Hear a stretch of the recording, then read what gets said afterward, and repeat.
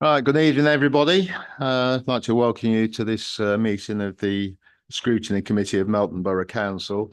And just on this occasion, I'd like to extend a particular welcome to our viewers on YouTube, having been assured by a member of the public I met today that he was going to be signing in at 6:30 with great enthusiasm.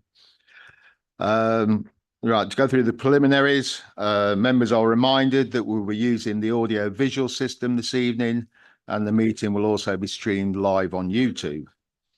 Members are asked to physically raise their hands in the usual way to indicate they wish to speak and to use their microphones when speaking for the benefit of all present. The microphone is live when the red light displays. Please switch mobile phones to silent. Should you need to leave the room during the meeting, unless it is an emergency evacuation, when the emergency exit should be used, please use the marked exit and entrance. I will now provide a reminder of the evacuation procedure. In the event of having to evacuate the council chamber, please leave by one of the 6 emergency exits around the sides of the chamber. Please assemble at the far side of the front car park nearest to the park entrance. Officers will be on hand to assist persons who require any assistance. Public recording of the meeting. There is legislation that allows the public to film, record, or use social media at a council meeting. This must not be disruptive to the good order of the meeting, nor include any filming or recording of the public seating area.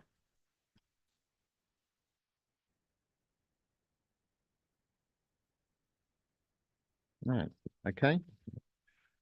We'll move on to the agenda. And item 1 on the agenda is apologies for absence. Do we have Councillor Chair? Councillor Webster and Councillor Evans sends their apologies.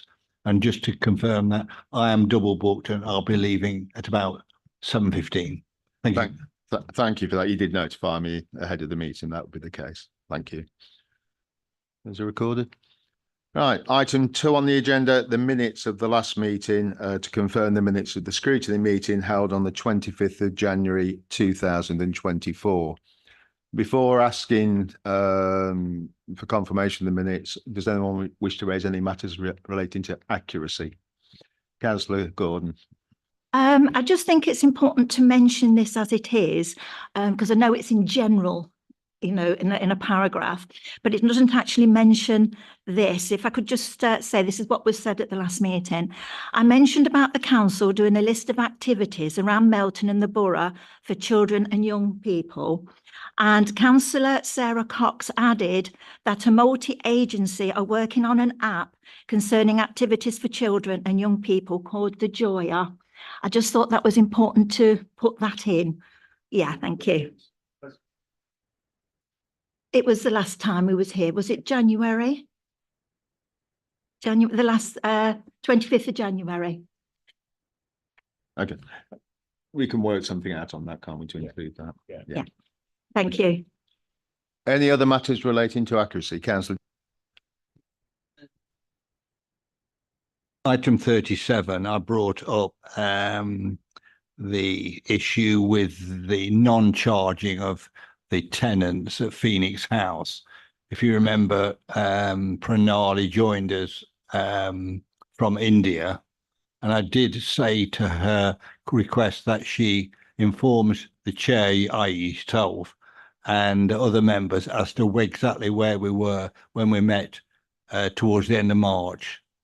I haven't received anything. I don't know whether anyone else has. I certainly haven't received anything. Could we then ask her for a response then, please? Yep, Thank you. Thank you. Councillor Gord.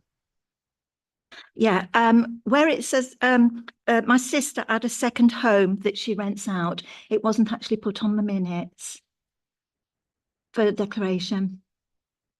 It's got the other 2, but it hasn't got the first one that I mentioned, that she's got a second home that she rents out. Thank you.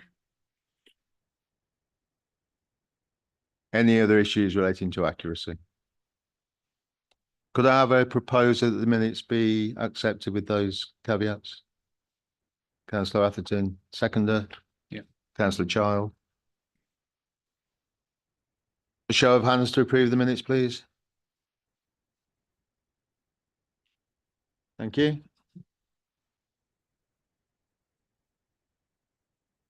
Right. Next item on the agenda is to invite any members who wish to do so to make declarations of interest in respect of items on the agenda for this meeting. Councillor Gordon. Yeah, I've been advised about this. I am a council flat tenant, but I've taken advice and can stay in and participate on all the complaints and everything to do with the council. Thank you. Thank you. Any other declarations of interest? All right. Item 4 is the standing item on the review of the forward plan and to identify any relevant items for inclusion in the scrutiny work programme or to request further information. Does anyone wish to raise any items on this matter? No, thank you. Likewise, review of the scrutiny work programme. Attached to your papers is the current scrutiny work programme for 2023-24. Are there any items people wish to raise at this meeting in regards to that? Councillor Child. Yes, on page 30, we have should have tonight, this according to the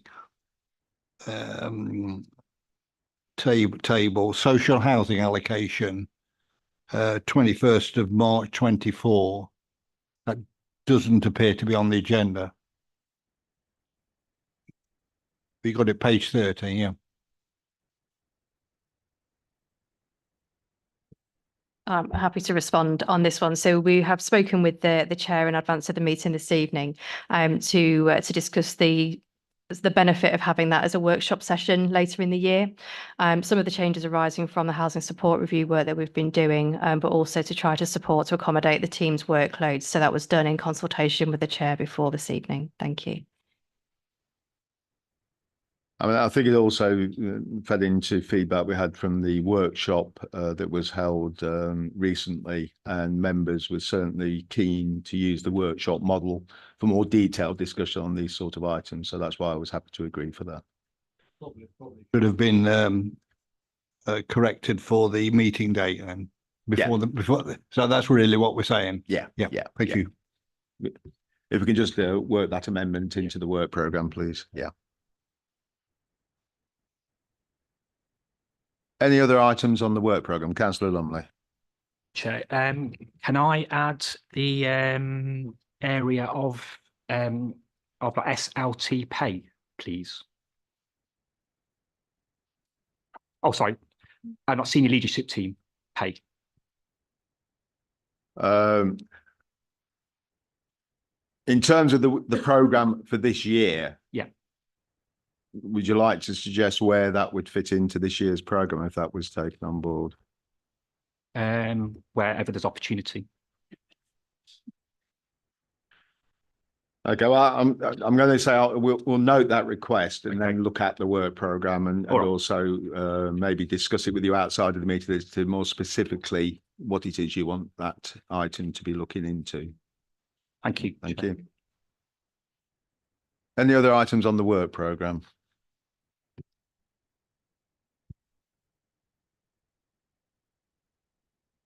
Keep switching my microphone off. We now move on to item 6, which is the annual presentation by the leader of the council. This has traditionally happened at this time of year. I understand it's my first time as chair of scrutiny dealing with this session, and therefore will invite Councillor Ornat, leader of the council, to make his presentation to the scrutiny committee. Well, good evening, Chair. Good evening, colleagues. I shall use my clicker for the first time. This is a bit of a first. Has that worked? Have I got? Is it working? Did you do that or did I? Yeah. It's the first time I have to do it on the end. It should work. I can do it now, can I? Oh, right. Okay. So, in preparing for this evening, I did actually look on the Constitution, and I couldn't find a great deal on it, but I did get some clues. There we go, and that's the nearest I could get to me being here, I couldn't find anything referencing a leader's annual statement. So having read that, I then wanted to seek further wisdom. So I thought the best thing to do was to go to last year's minutes and to the presentation by my predecessor. So what I found interesting about that was that, like tonight, it was a sort of small, it was one item out of many. And you can see that having started at 6:30, the whole meeting, it finished at 7:20. And at the conclusion of the meeting, the leader, Councillor Orson, left the meeting and did not return. And I felt that was rather prophetic in view of what might happen later in May. However, there were a number of points that were raised, 10 bullet points that he raised, and there were 6 areas of questions that followed. And they covered these key areas for the council, which you can see on the screen there. And most of them are in fact still very much live issues. And the other issues that are of interest to me right now are those that were not covered last time. But indeed, at that time, they were also live issues. So for example, the new leisure contract, that the process on that had started back previous November. The doctor's surgery was a live issue, and so on and so forth. And you can see some very big issues there. Now, tonight, in theory, we could be looking at all 16 of those, but I want to focus my attention right now on 3 general areas. One is the process of governance, one is the legacy issues that we face, and then there's the future. And so far as the process of governance is concerned, I'm now going to speak. You don't have to look at the screen. Last May, I announced that one of our changes would be a review of the current cabinet system, but that I would step back from that initiative, and this work would be through the existing constitutional working group chaired by my colleague, Councillor Glancy. The introduction of a cabinet system in Melton is a comparatively recent innovation under a legislative process which allows us to review the system in any case, but obliges us to do this in a very prescribed manner. The prescribed manner creates a less turbulent and more manageable workload for our officers. And last June, I was very mindful that we were about to lose our monitoring officer. So there was a bit of turbulence in the system. And we also had a lot of catching up to do on some of those points that was on the screen previously. I think it's partly because of the inertia that sets in when you're approaching an election. You know, I won't say that officers go to sleep, but they do have to wait the outcome of the election. And indeed, certain hesitancy is understood. And that happens in central government, by the way, I'm sure of that. So, notwithstanding that the electorate had just given us a mandate for change in the best of all possible consultations at the ballot box, the Cabinet concluded that a more considered and a more sedate approach to this fundamental shift ought to occur. I want to make it clear that my personal view was, and it remains, that a cabinet system is not really good for local government as such. But I've said that to the independent assessor, but I have to accept as a Democrat that there seems to be a trend towards not going back to the committee system, but going towards a hybrid system. So I wait the outcome of that and the decision of members across the chamber as to quite how we should do it. My aim and my desire is to get more opportunities for members to be involved at early stages of policy development. And in parallel with that process, during the past year, I've tried to incorporate this approach insofar as I've recognised that policy decisions cross over different portfolio holders. A single policy decision can affect several members of the cabinet, so we have to be flexible in our approach.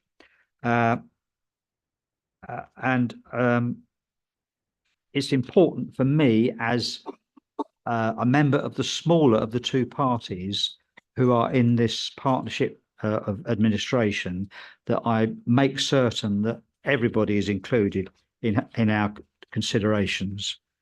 It's not always easy because not lots of people have to go to work and earn a living. They don't have the luxury of being retired like me and being able to spend a lot of time on this.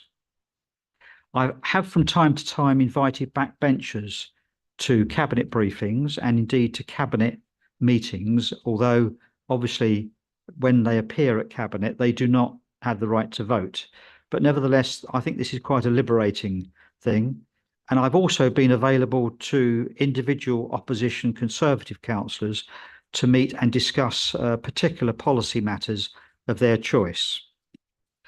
We've set up some new working groups to facilitate a wider range of views. It is a matter of regret that, and I've mentioned this at full council before, that the official Conservative opposition has chosen to decline membership of some of the newer working groups or to be absent. Now, whether that's because of a policy view or whether it's because of a time factor, I don't know. But it's something that I do regret because in becoming leader, I did state that I wanted a clean slate and I wanted to involve everybody at every possible stage. The existing cabinet system does provide for serious input via this committee, Chair, the Scrutiny Committee. And I think the high point during the year of this aspect was the Scrutiny Working Group considering the proposed IHMS changes. I would say it influenced the quality of the decision and definitely moved the dial. I've been a chair of scrutiny in other places on borough and county committees, and I would say this was an exemplar actually of how scrutiny should work. I think it was really first rate. But I must add that and acknowledge that the officers played a crucial role in this. They managed the committee, they listened, they answered questions, and they were contributing ideas when it was appropriate. And they followed up with additional consultation out of committee in order to hone the finished product. So it was all together. It was a very creative process, and it was a very difficult subject to work with in the first place. Now, time does not really permit me to go into the corporate strategy, which runs to 2036. And if I can revert to one of your earlier agenda items, Chair, I would suggest that in your work programme, I think this committee could really address the progress on that corporate plan at a future date and to test us, if you like, and the council on how we're going on this. The legacy issues is the other area, and I won't take quite as long on this one. Nearly all of the 16 areas I showed earlier presented the incoming administration with significant practical problems that were not apparent prior to the election. Now, I don't wish to be overly party political this evening, and to be fair, there have also been some exciting opportunities as well. Without rehearsing all the detail, a good example of this sort of Janus-like characteristic is the Levelling Up Fund Award. And I would characterise it rather like the little girl in the nursery rhyme. Where luff is good, it's very, very good. And where it is bad, it is horrid. And I think it's a complex matter. And we've seen in the news this week how the Luff Award for the theatre at the college could be jeopardised because of other issues. So it's a very complex matter. And on Luff, I would say, we mustn't forget that it's not just about Melton Town, it's about the borough, but it's also about Rutland. And there are 5 projects, and one of them will affect both of us in terms of transportation from the villages to Melton and to Oakham. For the future, I must click again, mustn't I? There we go. You'll see that I'm an advocate of uncrowded presentations on the screen that you can actually read. We've got 16 areas, and I feel certain that members of Scrutiny would want to ask me questions on this if time permits this evening. But there are 4 broader areas where I think we should. Hello. Oh, I'm still on the future. That's good. I'm on the future. Yeah, good. The first is the general election that's coming up. General elections always create a degree of uncertainty and a degree of hiatus. And we've seen this in terms of some of the bigger policies affecting local government. But one thing is for sure that whatever the result of the general election, within the lifetime of the next parliament, there will be substantial changes to the planning process and also to planning outcomes.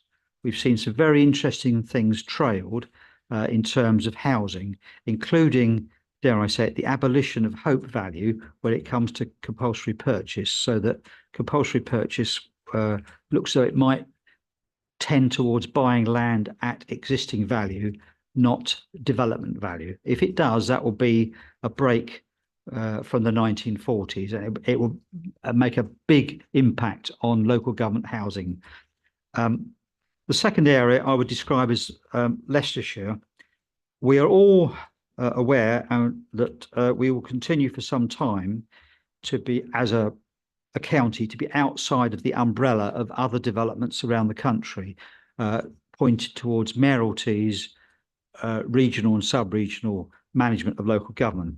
And this will put us at a disadvantage, particularly in the area of higher education, further education, especially technical and vocational opportunities.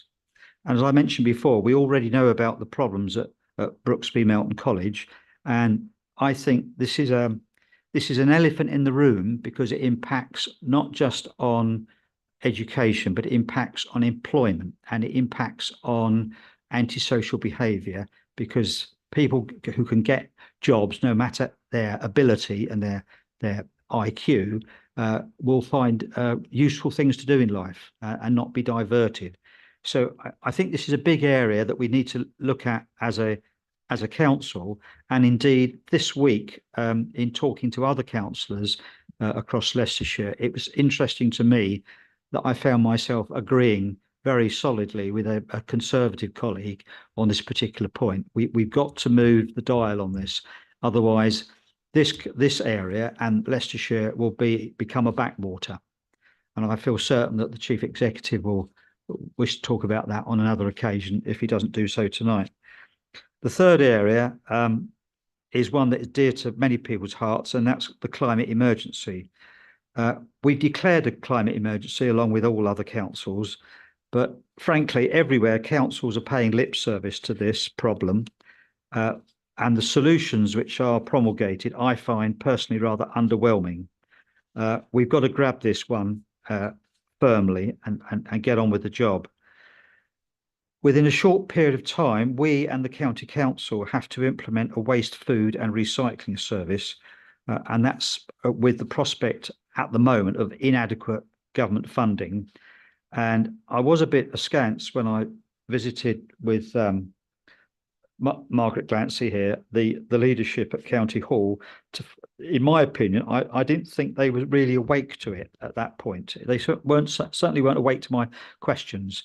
And the significant feature of processing food is that it's energy intensive, and actually it's not the sort of thing you want to do everywhere. You've got to do it in a few places, and that requires us and other districts and the county to work together.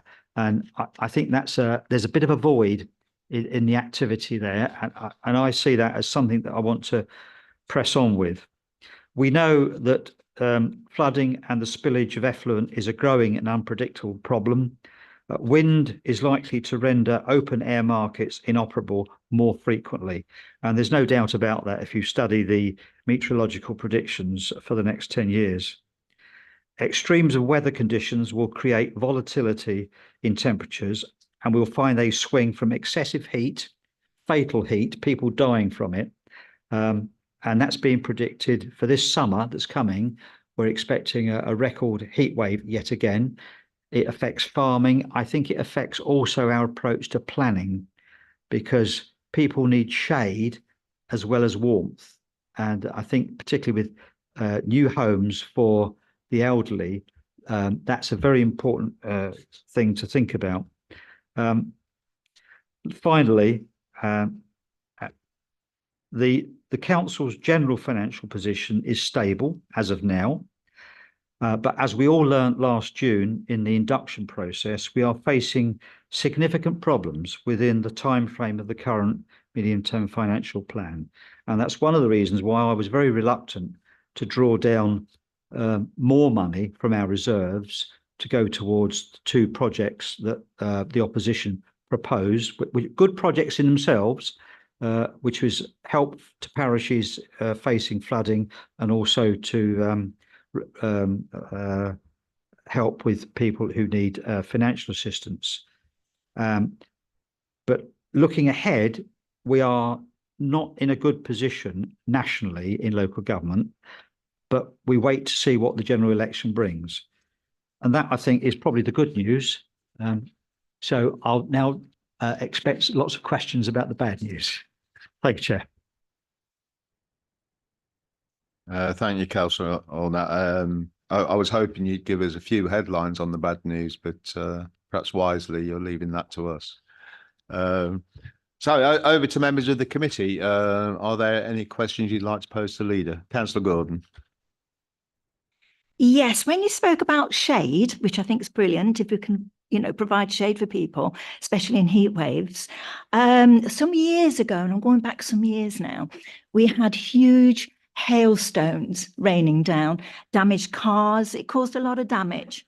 And so what I would suggest to do with shading is like have umbrella-like structures, or unless you can think of something better, that's metal, that's strong, so that people in open places such as parks, because if this does happen again, and it can be sudden, they've got somewhere to go where they're safe, because if any of those hailstones ever hit anyone's heads, it would be dire.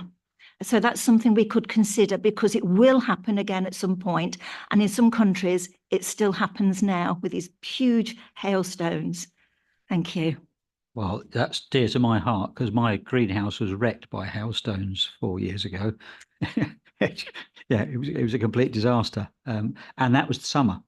Yeah, I'm not certain how we can't do much. Interestingly enough, I noticed that the town estate is very much in favour of getting more and more trees that provide shade. That's their long-term objective. And you go to lots of places around the planet, don't you? And you see lovely plazas and avenues with lots of shade. And we've lost that in recent years. But yeah, it's a good thought.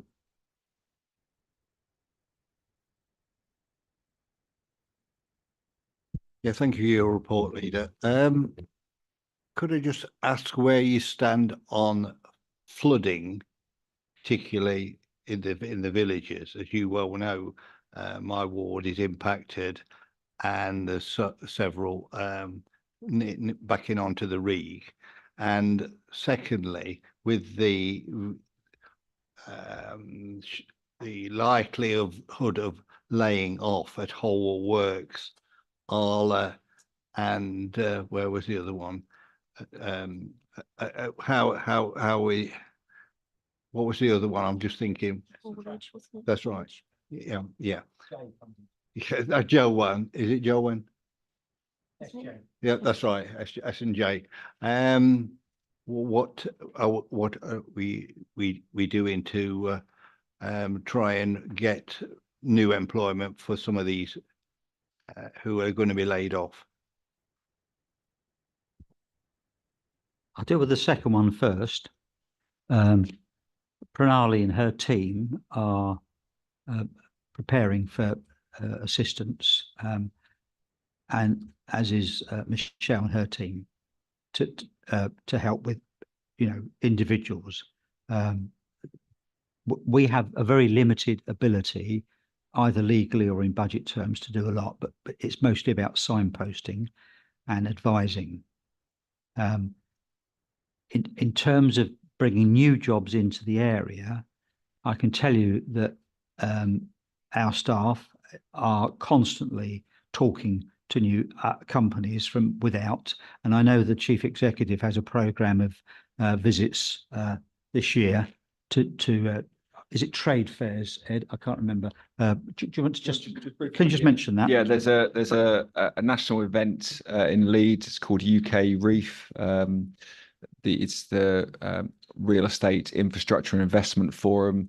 So it's where developers go, agents, those looking to invest, they go and try to meet with places that are open for business and want to get things done. So I'm joining a delegation across Leicestershire to promote what we've got in Melton. And as Lena mentioned, I'm speaking actually in April as well at an event with I think 100 or so businesses, very much to sell the proposition in Melton, to sell the stockyard and the available employment space, the growth potential we've got with the relief road. So yeah, we are being as active as we can in that space to try and maximise the amount of investment that comes back in, recognising that some of these key businesses have left us recently or are in the process of doing so. The thing here is, Ed, is we're going to have a job because there's such a lot of people going to be unemployed. I can't see how you're going to be able to re-employ all those people from RLS and J and whole works, unless you've got some scheme where we can get them, you know, replaced in the town centre or the villages. I think it's a really serious matter. But if you can go on to flooding now. Chair, can I just add a bit more to the employment thing? I have had direct conversations in this building with 2 employers in the area following on announcements to closures elsewhere, but they're obviously commercial in confidence. And I know my colleague Margaret has had proposed something which led to an investigation with another company. So this is bubbling along all the time. We seize every opportunity.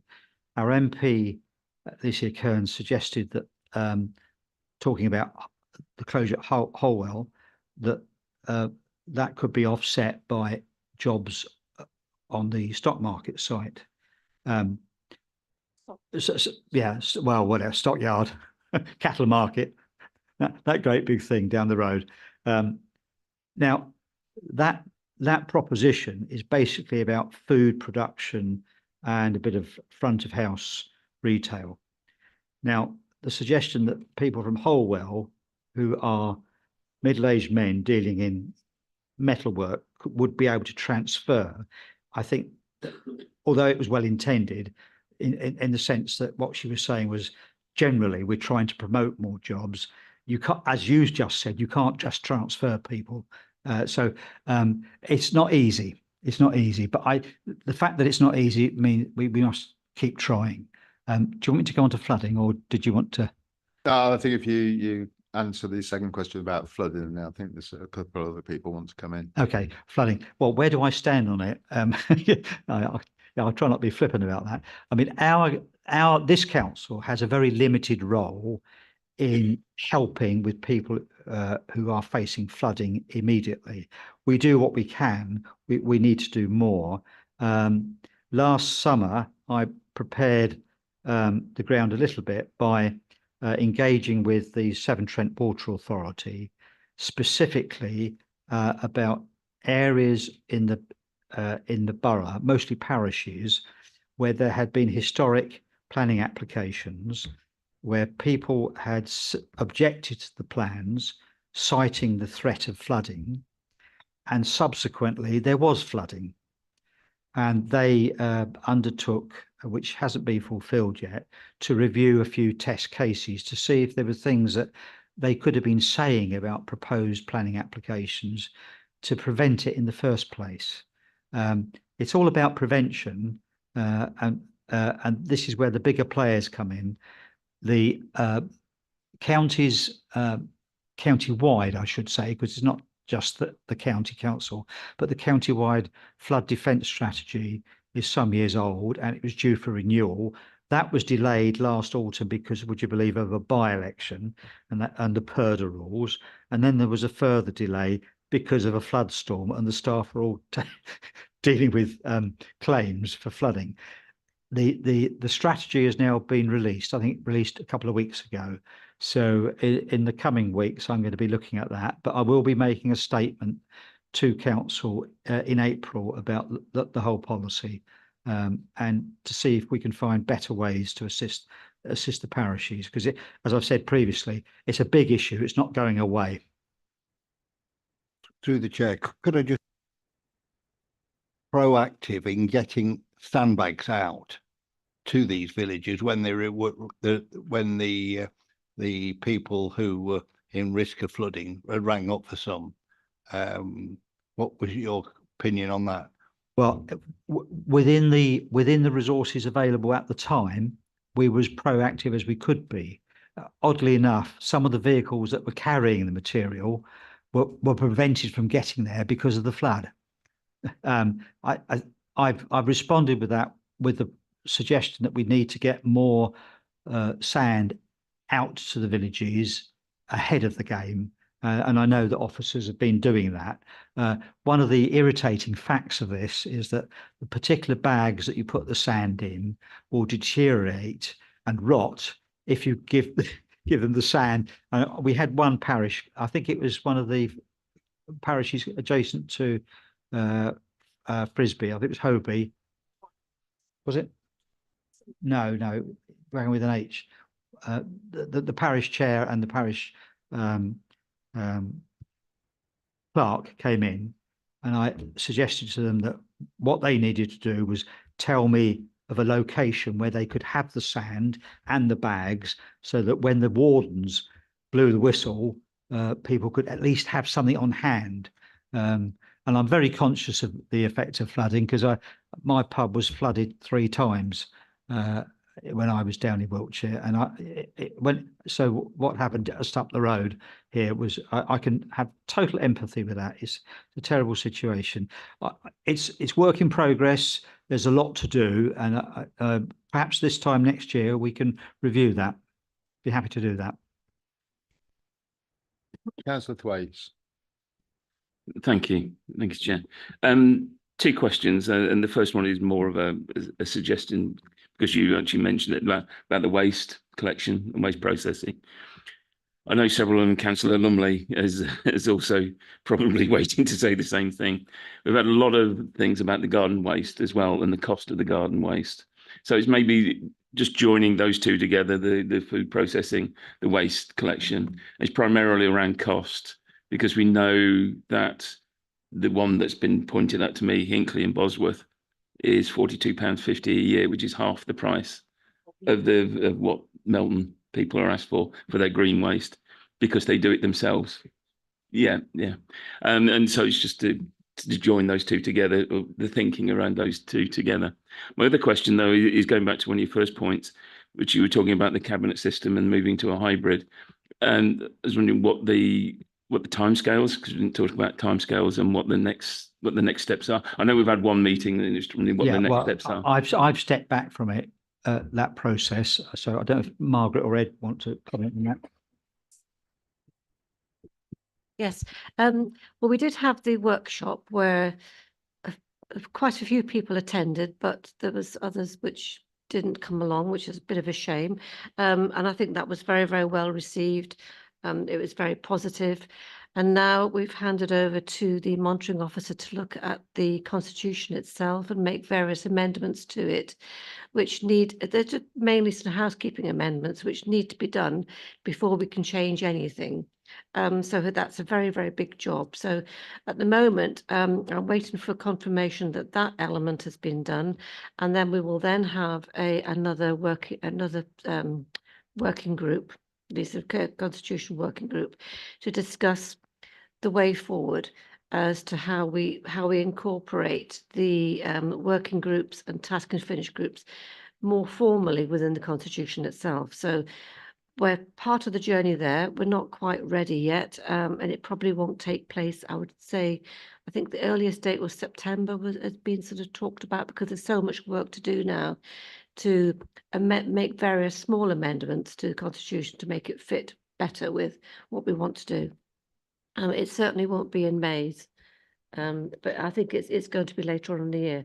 Yeah, I I'm sure think, it was September. no, that's right. I think just because of the timescales involved, I think May was a little ambitious. So I think we're looking sometime over the summer. So you're right in terms of bringing it forward, but taking the conversation that happened at that meeting and the feedback and incorporating that into some constitutional proposed changes that will be considered by the working group and then ultimately feed their way into council for council to have the final view. So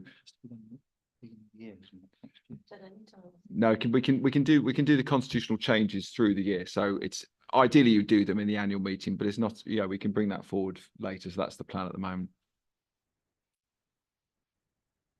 Sorry, just to follow on from that, because I mean, one of the things you said, and I'm one of the people that have been invited to the cabinet, so thank you for that. But does it need to be a constitutional change to increase that type of work? Can it be an informal while we're waiting to, and it is a way of testing as well? I asked that question straight away because I wanted to get on with it, but I was advised that we had to go because there's a structure in which that we went to a cabinet system. There's a structure for reviewing it and then changing it.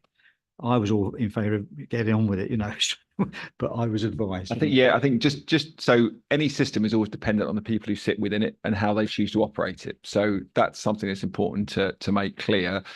We are operating in a way that is creating opportunities for collaborative working within the current structure without any constitutional requirement or change to it. So we can, under the direction of the current leadership, continue to operate in that way.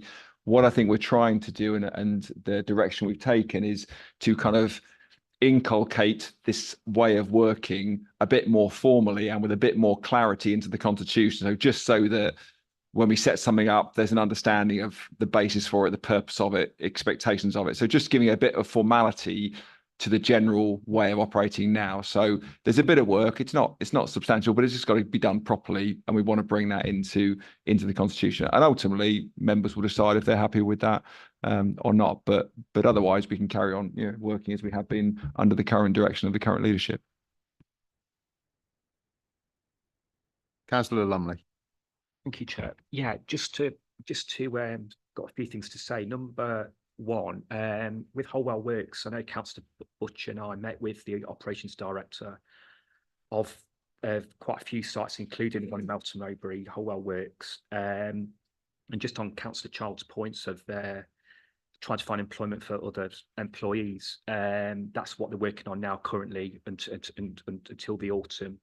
The site's going to stay up until the end of the year.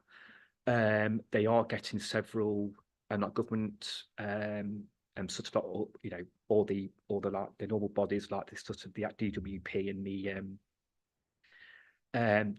Job Centre Plus to come in. What he did say that he was very confident about was that he thinks it's a very strong employment opportunities around the East Midlands still in that area. And so they are confident they'll be able to find all employees a job. There are 161 that are going to be made redundant. What I did ask in the meeting, do they all have cars to get around, etc.? They said yes, they have. So they are able to, to commute to other parts of the East Midlands for jobs, which is good. But what he's going to do is he's going to give us an update, all councillors, by email this coming autumn of the outcome. Just to give an update. I know it's under consultation still, but it is going to close. But it's going to give us an update on how employers are finding jobs, etc., and the other issues as well, which is good.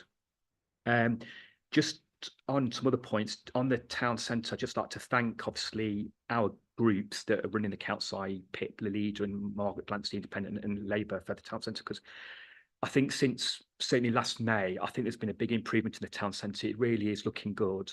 I do think those like town centre meetings that we've been having and those asset development meetings have been really, really good. It's a big review of all of our council, as a council, what we offer. And I think they've been good. I think the town centre meetings have been extremely productive. All councillors have been able to actually give views on things that aren't working well, aren't looking good in the town, and there are ways to improve that, and that's really good.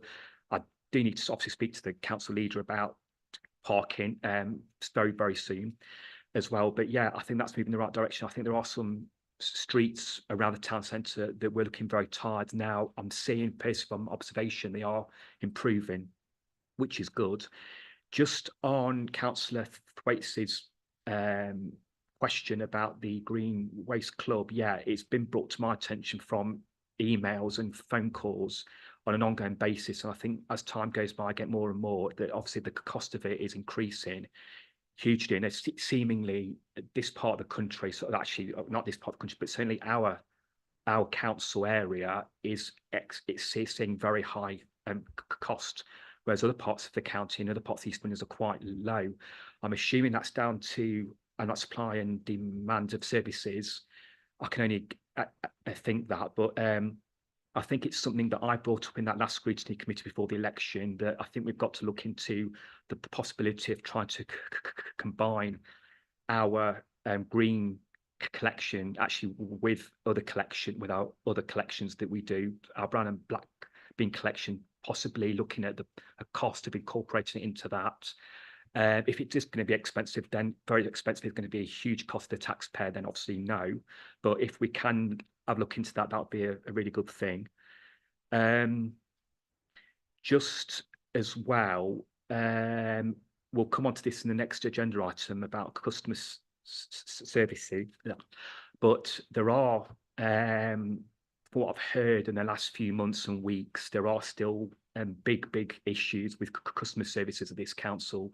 There hasn't been any improvement really at all from our meetings with the chief executive over years and years, and other directors, and it really is poor, and it's got to be hugely improved. And I'll actually say more about this on the next agenda item. Just going back to the agenda for our to be greener, etc. Just to actually reiterate again, obviously to make sure that we are planting trees and make sure we are taking advantage of our green spaces so it can inhale CO2 and give out oxygen, which helps hugely towards the oxygen and carbon dioxide balance. And obviously, like I said before, the cause of it, I still say, is down to the Amazon rainforest destruction in South America. But I do actually strongly agree with the council leader to say that we've got to take urgent action. Back in the 1880s and the 1860s, there were huge storms around the UK, really awful, nasty storms that really did huge core damage. And this was before aviation, before cars, before all these sort of other factories that were built. We can't keep thinking everything's so bad now. It's never happened. It's never happened before.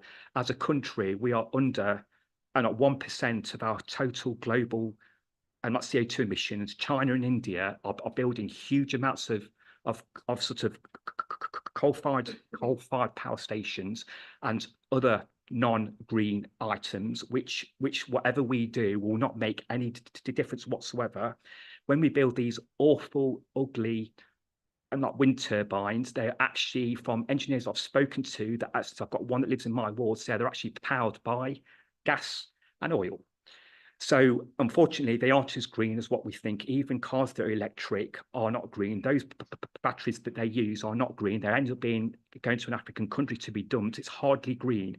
So we've got to be careful. And I have to say, the whole of the response from the politically, from the Green Party and the Liberal Democrats and Labour Party is always just to tax and tax people. That's all their answer to everything. For example, in London, you've got the ultra-low emission zone, which is hated by pretty much the whole population of London and the borough. And there are other items. You've got Oxfordshire County Council, which have introduced these stupid LTNs, these low traffic neighbourhoods, which are hated by the whole population, and they're taxing people. Now the M4. I'm sorry, Councillor Dunley. Forgive me. Sorry, yeah. It's questions to the leader. Yeah, sorry. Rather than making just on my Green Waste Club question, and just to make sure. So great, thank you, Chair. Thank you for your comments. And just to make sure that whatever we do of our green waste strategy and our green and trying to be green at this council is going to be good, and it's not going to tax people. Thank you. Answer that, Chair. I think it's a fair question about the cost to the householder of collecting that waste. I think it's a fair question. I don't have an answer tonight, but it's something we should look at and compare with other authorities and see if there are other and better ways of doing this. waste collection has always been a bit of a problem. Whether it's a contract problem or a technological problem, I don't know. But I accept the point. We need to be a bit cuter on this topic generally, and we need to push it along. And it's something that the present mayor is quite keen on as well. He's often spoken to me about it. Just briefly coming on, I think one of the things that I'm sure this committee will be interested in getting its teeth into at some point is what the food waste collection model will look like, because working with our current provider, for example, there'll be a couple of options. One will be to have an additional collection service on top of what we already do. The other will be to reconfigure what we currently do and incorporate a food waste collection service. And both of those will have implications, both cost and efficiency. So that's the kind of thing that we'll have to consider as a council as the funding that comes from government becomes clearer, because it's not yet clear. It is, though, the stuff we've had in terms of capital insufficient in our view to be able to allow us to do it in a cost neutral way. So there will be certainly questions for the council to consider when we get a bit more information on that. Thank you for that. Are there any other questions? Councillor Gordon. Yes, concerning the land at Holwell Works, and it's an awful shame what's happened to them. But will the land stay as employment land, or will it be sold off for housing? Thank you. That's a good question, and it's something that we've considered. That it's essentially a planning issue, and there will inevitably be issues around contamination on a site such as that, which has been historically using coking to generate the heat to manipulate and the metal and to produce artifacts. So yeah, my desire is that it should be remain in an employment opportunity area, and we've had an interesting discussion around that, and our officers are examining that particular issue. I wouldn't say in slow time, but there's lots of priorities at the moment. But we've got a few months to look at that, and I'm sure it will come to planning in some form. But certainly, I agree with you, Councillor, that we've got to retain the employment element. It's a big site. Any other questions anyone wishes to raise? I have a few, inevitably. I just want to return, if I may, Leader, to your comments about collaborative working. And I was particularly interested around your reference to the work that was undertaken around the intensive housing management review, and not just because I'm chair of this committee, but because I took part in that and thought it was a particularly good example of how we drove the debate in a positive way to try and get the best decision and the best outcomes. And of course, one of the particular delights of that was that being a scrutiny workshop, it was cross-party, unlike the working groups that you referred to, where unfortunately not everyone has chosen to take part. I'm just wondering, in terms of where we go with the future governance arrangements, building into our constitution the use of that sort of working workshop approach, which would involve members from across the chamber, is something we should be aiming to achieve and to have embedded. I agree. That was succinct, thank you. My second question is actually coming back to the issue of the hammer blows of various employers deciding to close their operations. And of course, we talked about Holwell and Arla and SJ Transport, but before that it was Geldwen. As far as I can see, none of those employers have said we are closing because Melton is not a good place to do business. They've all cited other reasons, to do with the economics of their particular business operation. But having said that, in the discussions with the companies, how far have we taken the issue of, well, if things were different in Melton, i.e. things that were within the control of the council, what sort of things would make you look again at those sort of business decisions that are being taken at the moment? I have asked that question directly, and they've said, frankly, there's not a lot more we could do because these are national trends. And in the case of Holwell, it's the French company's name I can't remember, and even if I could, I don't know whether I could pronounce it. It's clear they've made it quite clear that this is an international issue, and dare I whisper it quietly for those that might disagree with me, it's a Brexit issue. Looking around, you know, there are some things we can do, but you know, we've got to recognise we're a small player. We can do it in collaboration with other district councils and indeed with Leicestershire across the piece, really. And I think that's what we've always had to do in this council. And I'm sure Ed would expand on that wider. We have to look to every opportunity to work collaboratively with anybody who's willing to work with us on any particular subject, whether it's mows and rowing boats or whether it's, you know, major companies coming in. We've got to do this the whole time. But I don't have a magic easy solution. And it'd be wrong for me to pretend we do.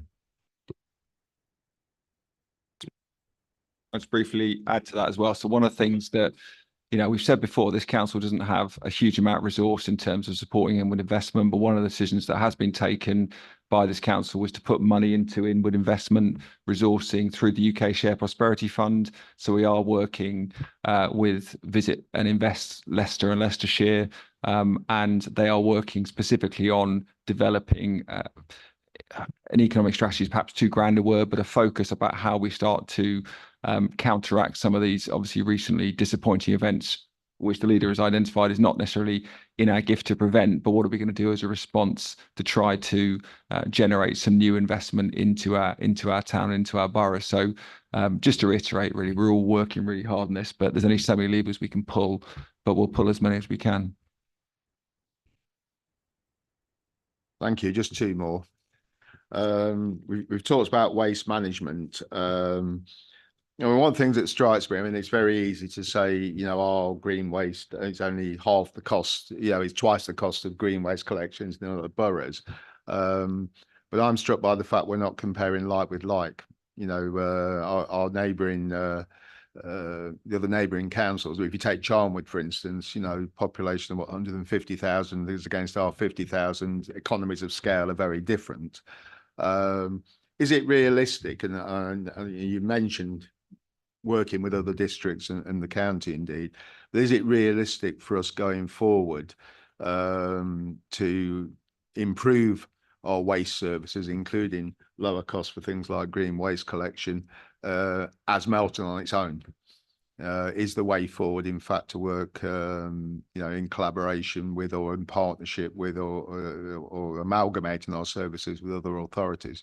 It does seem to me that we're always going to be struggling to match what can be achieved in some of the larger authorities that neighbour us. I think we should always be looking for that opportunity. That you're between two stones here. Sometimes if you do it, we criticise the loss of autonomy and local control. We might say, and I've said, I'm concerned about, for example, Ed's time being shared with another authority if it came to a joint chief executive. So it's horses for courses.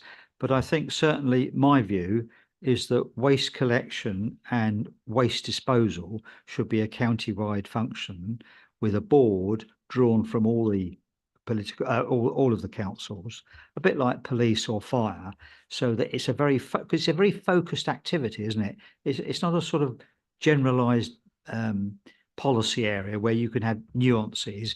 You've got to collect the rubbish and you've got to dispose of it. So I would have thought that a more holistic approach we could do quite well. I mean, even working with Rutland, for example, with some of our rural areas, you know, the parishes closer to the to Rutland County Council, if that helps tip the balance in some way for them as well as for us. So I think we should always keep an open mind. And it's certainly something I would encourage officers always to, beat a path to our doors as politicians, say, look, ladies and gentlemen, please, could you consider this? Because we think this might work, and then get into the weeds of it and see what will work.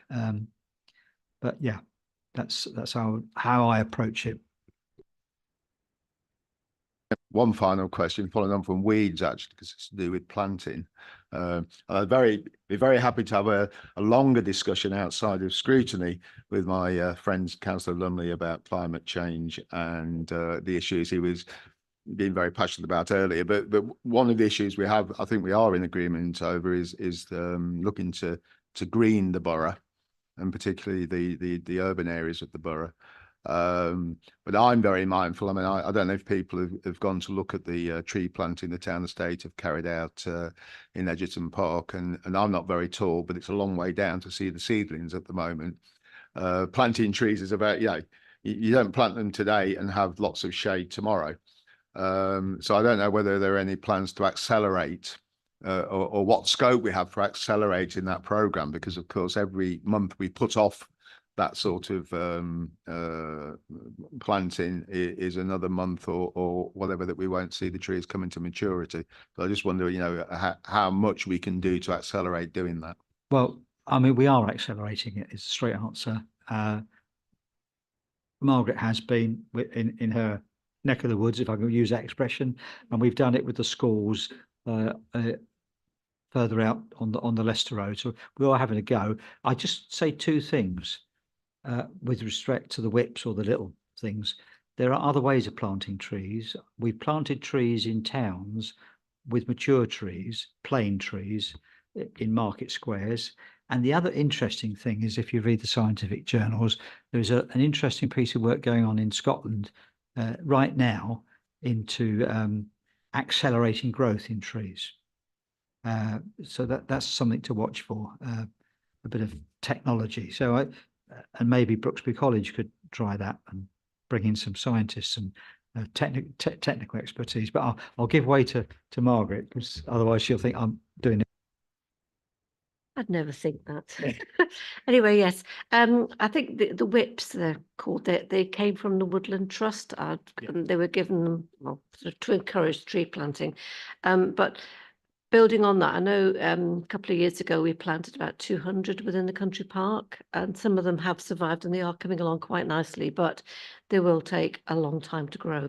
But additionally, I think a couple of months ago, Simon and I planted 3 sort of not mature, but they were fairly sort of decent sized trees, didn't we, in the country park as well?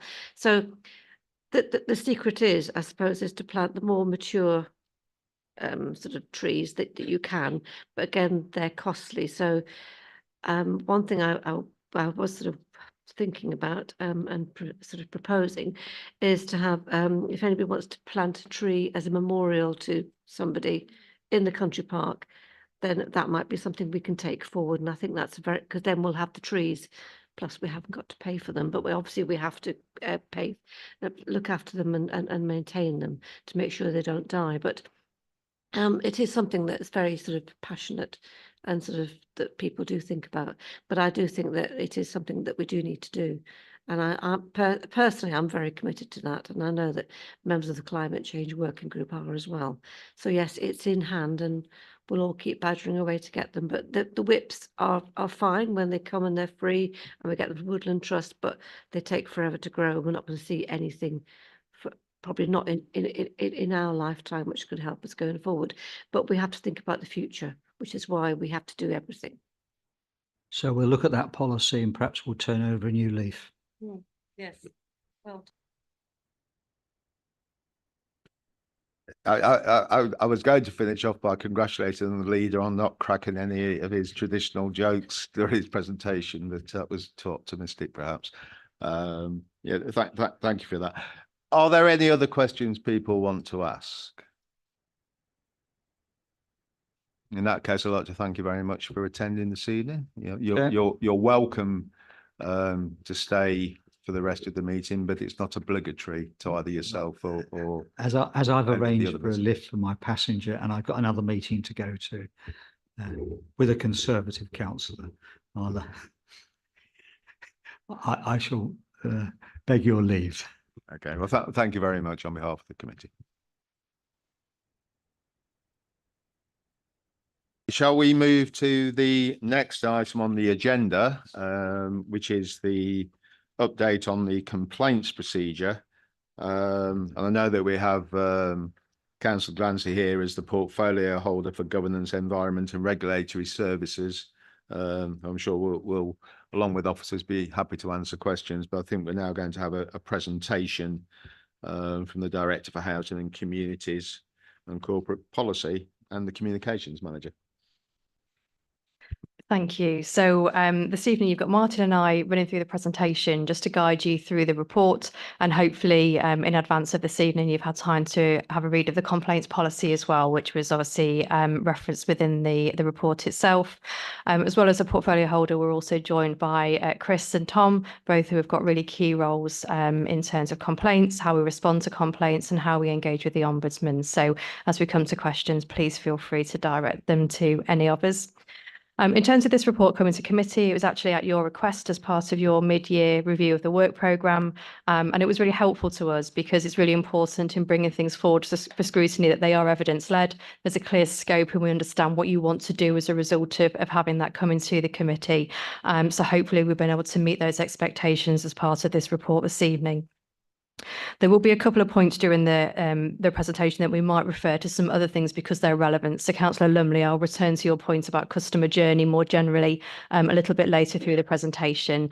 And you'll see that we've made some changes around customer journey, particularly in Parkside, in response to some feedback that we've had that we hope has really helped to improve that experience for customers. We take complaints and the way that we manage them, the way that we learn from them really seriously. And we do that anyway, not just because we're required to do so, but because it's the right thing to do. But this report is quite timely because also the Housing Ombudsman Complaints Handling Code actually moves to a statutory footing from the 1st of April. So again, that just elevates the importance of being able to demonstrate that we do the right things and we genuinely learn from complaints and the way that we work. So I'm going to hand to Martin, if that's okay, to lead on the presentation. And yeah, we're happy to take questions at the end, unless there's anything you particularly want to pick up on during the slides. Thank you. Thanks, Michelle. Thanks, Chair. Yeah, so today's presentation covers quite a lot in terms of complaints, and complaints covers a vast range of things that we do. Complaints is also something that Michelle said is really heartfelt for us. It's something we live, something we breathe, and something we take really seriously, and we use it as a tool to improve. The first thing to sort of focus on is the customer feedback and complaints policy, and that sets the parameters by which we operate. Basically, that's the evidence that we work on. It supports a clear and effective way to which we respond to that. This is a relatively new policy, and it's built on the more generic complaints policy we had, and we reviewed it in 2023 to make sure it was compliant with the Housing Complaints Code, the Housing Ombudsman Complaints Code as it was then. So we reviewed it then to make it really sort of key and drive what we do.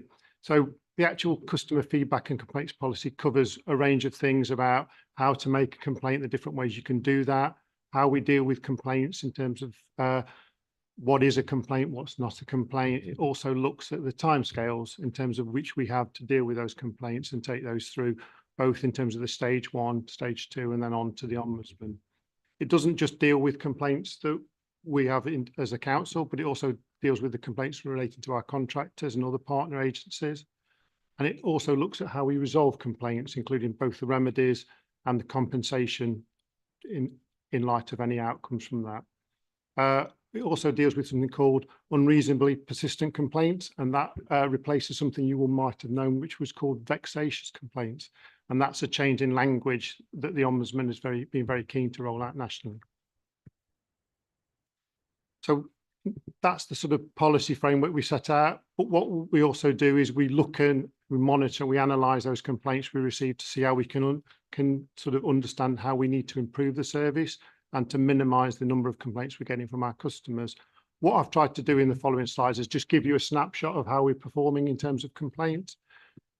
So firstly, the graph you've got in front of you shows sort of a breakdown of complaints by quarter. So up to Q3, and Q3 is December 2023, we've received 103 formal complaints from customers. And actually that's a decrease in the number of complaints we had from last year. So we're maintaining around the same level. And you can see from the graph is that we had a huge spike last year in Q4, and we will expect to get a similar sort of spike in Q4 this year, because there are sort of some seasonal things that will tend to mean that we get more complaints as we get to the year end.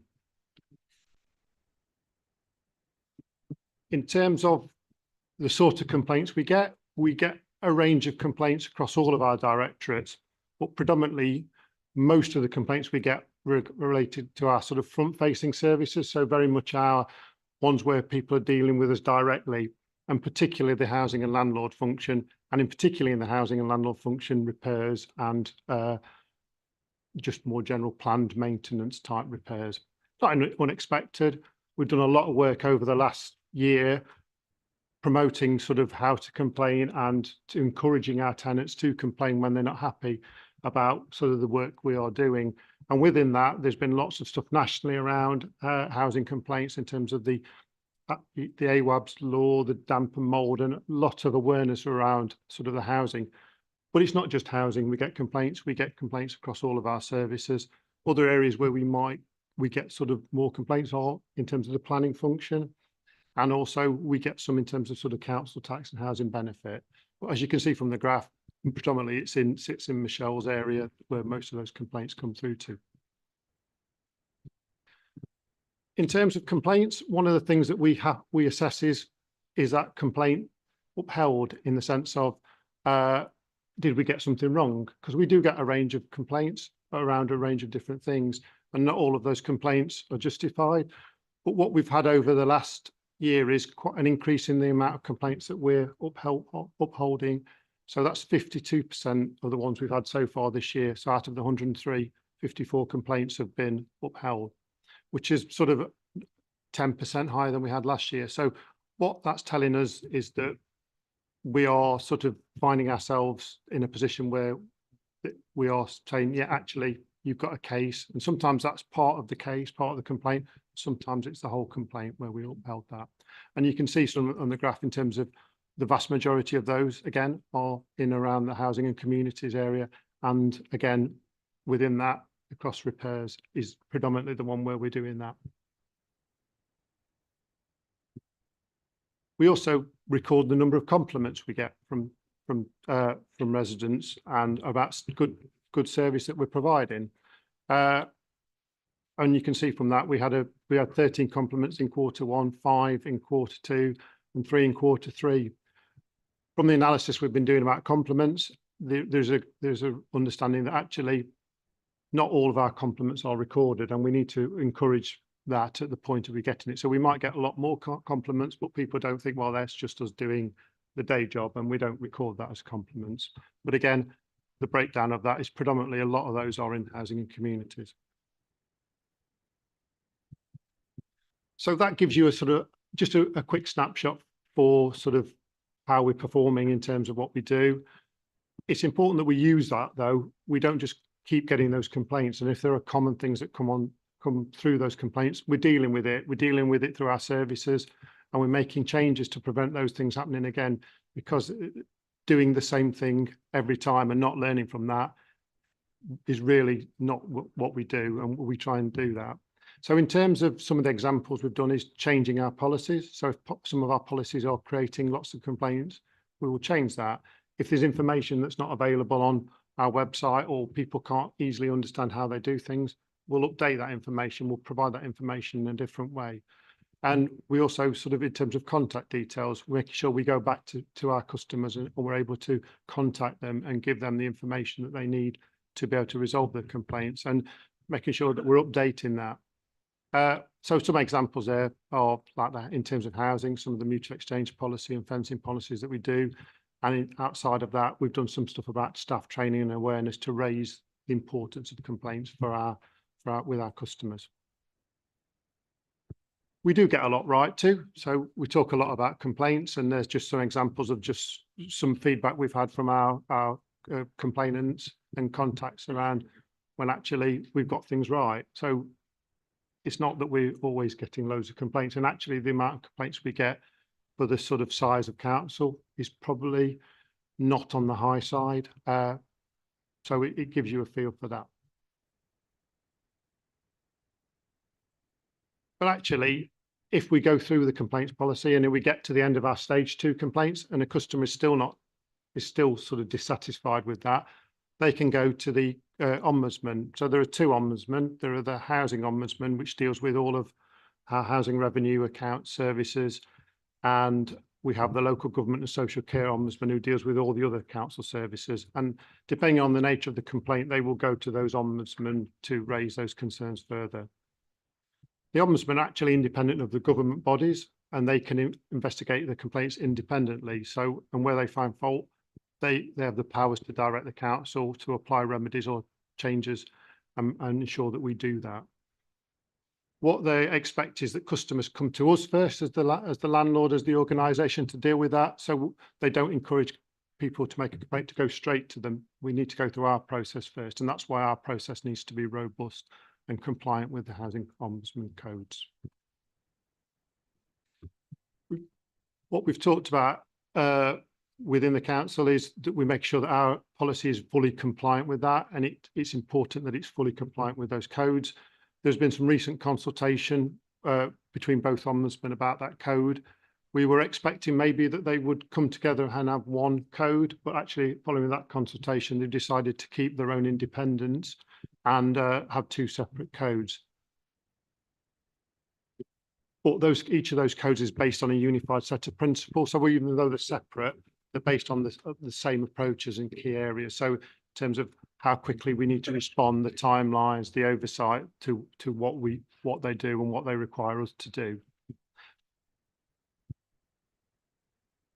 And as part of that, we also have to do an annual assessment against their codes to ensure that we are compliant. And we publish that on our website. The last time we did that was in December 23, and we will be doing that again. There's a new requirement for us to do that at the end of June each year now. And as Michelle mentioned earlier, we've got the Housing Ombudsman Complaints Handling Code becomes a statutory responsibility from the 1st of April 2024. So following that, we've already undertaken a review. The consultation happened and the results were published earlier this year. Since the results have been published, we've carried out an internal review with key officers from around the council to look at, okay, what do we need to change? Are there any big gaps for us? And actually there aren't. We're fully compliant with the core principles of the code. What we will be doing are some minor amendments to the wording just to bring us up to date with those changes that's been made. And they're very minor, and we'll get them done over the next couple of weeks to ensure that this is fully compliant before the 1st of April next year. So some of those amendments are: the code has changed nationally to require basically prior to the code changing, customers had 6 months from the time of the complaint or for the instance of what they want to complain about and when they were aware of that. That's been extended back another 6 months. So it gives tenants, it gives our customers a year from when the incident happened to be able to make a complaint to us, and for us to then have to treat that as a formal complaint. If it happens over 12 months before that, we don't need to take that formally as a complaint. We also are now required to give residents the chance to have a representative deal. We know it's not always easy for customers and for our residents to make a complaint. You know, it can be intimidating, it can be maybe complicated. We try and make it as easy as possible, but if people are struggling, they can have a representative work with them and to deal with a complaint on their behalf with their permission to do that. We don't explicitly mention that in the policy, but we've, over the last year, 18 months, we've enabled that to happen. So we're now going to explicitly reference that. We were already doing that. And finally, there's a piece that they require us now to have a standard objective into how all our employees deal with complaint handling. And that's to have a collaborative and cooperative approach to resolving complaints, taking collective responsibilities for any shortfalls identified, and act within professional standards for engaging with complaints as set out by any relevant professional body, That last point is very much around the fallout from the Grenfell and the in terms of the Chartered Institute of Housing and the requirement of professional professional officers in those roles.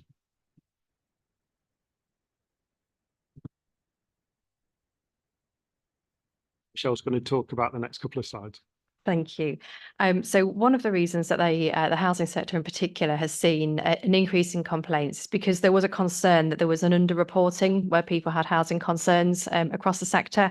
And, you know, lots of the high profile cases have been, there have been issues around either not being able to, not knowing how to, or not having your complaint responded to effectively.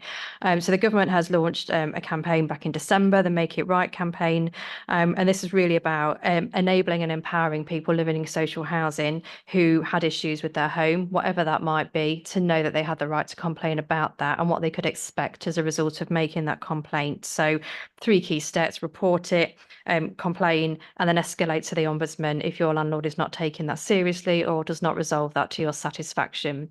And one of the key things that is embedded into our policy and is an expectation of the Ombudsman now is that if a tenant does not believe that a landlord is taking that complaint seriously or dealing with it in the way that they should, they can also escalate that to the Ombudsman at that point. So a really important campaign. You'll see it referenced on our website, something we talk to tenants about, and would really encourage you, you know, with your tenants in your wards, if there are people that, you know, that want to be able to complain to us, we should make it as easy as possible for them to do so. And that is absolutely their right to know about that campaign. If we could just move to the next slide, thank you.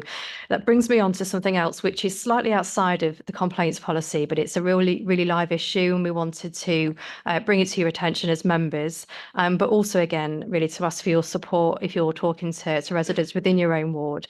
Across the country, landlords are seeing an increase in sort of no-win, no-fee-led housing disrepair claims. So people who will go into properties and state that they will be supporting tenants to make claims against their landlord for disrepair or repairs that have not been carried out effectively. There has been a real increase across the country, and we've had an enormous increase in Melton compared to what we'd ordinarily deal with within a year. Now, our improvements around the way in which we manage our properties, we improve our properties, we deal with complaints, we deal with concerns, means that we're in a much better position to defend those claims when they come through. But there's still time and energy, resource intensive, as you would expect. And the reality is that tenants will very often not receive any money as a result. So it's not the best way for tenants to have their repairs resolved. We would much rather they came to us directly, or go to the Ombudsman directly if they feel that we're not doing what we should be doing. And, you know, we are absolutely committed to fixing repairs in people's homes, you know, that need doing. We won't shy away from that. So wanted to just bring that to your attention and just seek your support with that, really, because it is a live issue, and we do sort of monitor where those claims come from, and we tend to see them in hotspot areas where we can see there's been a firm would have gone into a particular area. So whilst it's outside of our complaints policy, our point really is we'd much rather people used that route to complain to us and hold us to account as their landlord. So we just move on to this next section, and we've spent a lot of time, even as recently as today, working on this as a wider team, because one of the main things, it's not problematic in itself to have a higher rate of complaints, and we would expect to see that in housing, and I'd expect to see that in housing repairs, and that's why we've got Chris here this evening as well. You know, we know it's an area that will generate those complaints, particularly when we have lots of contractors working in properties, we've got lots of capital programs underway, there's an awful lot of activity, and things don't always go to plan. So it's not, that in itself is not problematic. What's important is that where things do not quite go to plan, or where we haven't got things quite right, that we do something about it, and that we then do some learning from that, so we put things right for the future. And we've talked a lot as a team recently around the prove it test. So if we say we're going to do something when we respond to a tenant, how can we prove that we actually did that we did put that thing right, and that we've learned from it as a council?